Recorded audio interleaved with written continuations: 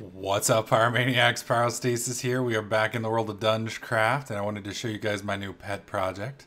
As you can see, this is a quarry running, but what you may notice is there is a rather large amount of ores here. And by a large amount of ores, I mean, if you take a really good look, it almost looks like cobblestone is the rare resource, which is kind of sexy if you ask me. Now, this is actually the maximum, well, almost the maximum number of ores that I could squeeze onto this age. When you're making a Mystcraft age, you have the ability to kind of tweak the age with the settings that you want. And after I got the settings that I wanted, this was the maximum number of dense ores that I could squeeze in. You'll also notice I've got a few crystal chests here. And I've got this all running on our little infinite power. Well, not infinite. It's actually, I actually found a way to kind of hurt our little power supply. Apparently power just isn't quite as, what do you call it, limitless as I thought I was going to be. But you can kind of see how much we're getting out of this. I mean, this is just some ridiculous amounts of stuff. And I'm going to kind of let this run for a couple hours. And we should basically have all of the resources we need for our... what do you call it? For our sorting system, which I'll be making next.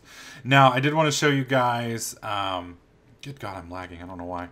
Down here, this is the quarry that I've got set up. Very similar system. I've got all the crystal chests because crystal chests are cheap. But this is actually under my base. I'm going to use this. One of you guys recommended that I should use a quarry to dig out from under my base so that I can kind of build my little areas underneath, and we're kind of working on that.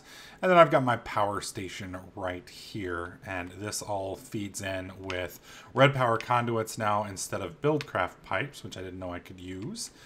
And then I've got this filtered into a nice complex system of redstone energy cells. So I've got 3 around this tesseract, and then I've got 2 backups, and these fill up eventually when it kind of completely masters out. I think I had 4 quarries running for a little while, which this was actually not enough juice to keep running. But you can see that it's pretty much rocking and rolling at full capacity right now and flowing.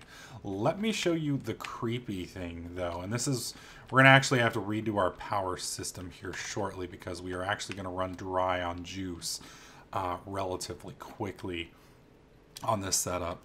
And I'll show you why. Right over here, my friends. And you can see the chunks aren't loading very well. You actually see our tanks kind of drained a bit. Last time I showed you guys this, we had over 7.6 million units of lava. And as you can see, it's dropping rather rapidly at this point. And this is pretty much a continuous power drain due to the massive amount of stuff that we've got going. The nice thing, though, is, you know, I run this pretty much for another 20 minutes, 30 minutes, and we should have everything short of the blaze powders that we need to make the next massive jump in technology. So I'm making this quick video because unfortunately I had a lot of collabs this week, so Dungecraft maybe pushed to like Thursday before I get a chance to get some Dungecraft up, because we've got we had the Eater of Worlds today, and then we've got Zombie Apocalypse for the next couple days. So I will try and get a Dungecraft episode out Wednesday or Thursday. So hopefully you guys won't hate me too much. And I have started on red power. This over here, I'm going to basically have some, because I need to make quite a few red power things for my next process. So you can see we've actually got an alloy furnace here, which I was using to make blue alloy ingots earlier.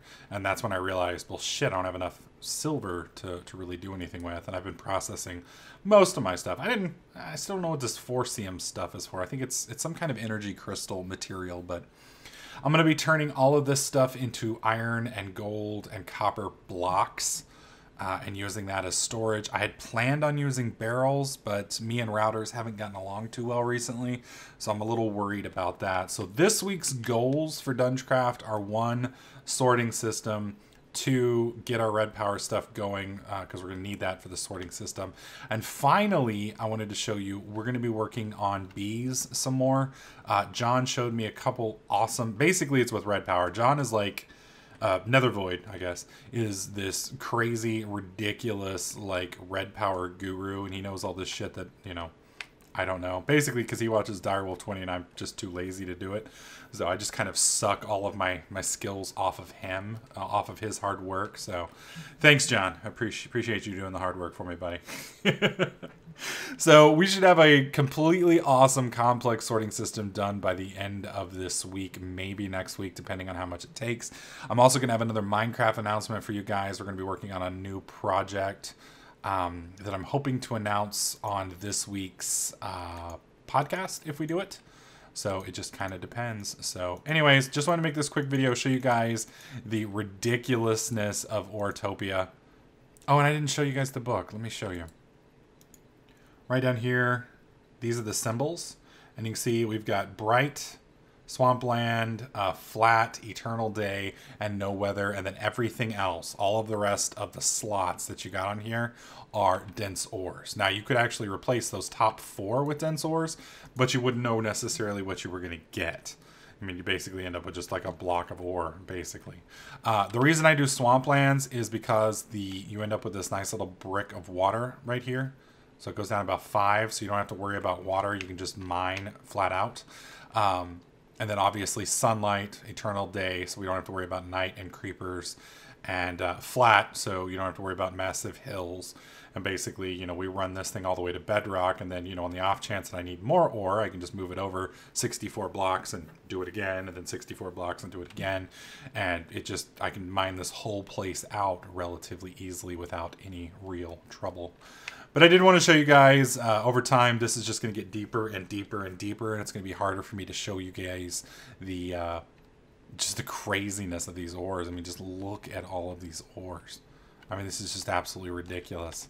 So, wanted to be able to show you this before it got too deep and too dark, and I had to go snorkeling for it. So, anyways, hopefully you guys like this video. If you did, click the like button. We'll have some more Dungecraft on Wednesday or Thursday.